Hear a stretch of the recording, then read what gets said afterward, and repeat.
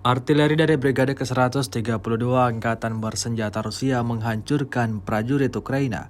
Rekamannya ramai beredar di media sosial Telegram pada Senin 6 Maret 2023. Awak senjata self-propelled 2S1 Gvozdika dari Brigade ke-132 Korps Angkatan Darat Donetsk ke-1, sebelumnya Brigade ke-3 Korps Angkatan Darat Donetsk, menghancurkan militan Ukraina di jalur kontak dengan tembakan tepat yang dikendalikan oleh drone. Akibatnya personel hancur dan benteng para militan hancur, seperti yang terlihat dalam rekaman. Rentetan ledakan berkali-kali terjadi di semua titik pertahanan militer Ukraina. Peristiwa ini juga menambah daftar panjang kerugian yang dialami militer Ukraina. Beredarnya video ini menuai beragam komentar dari warganet.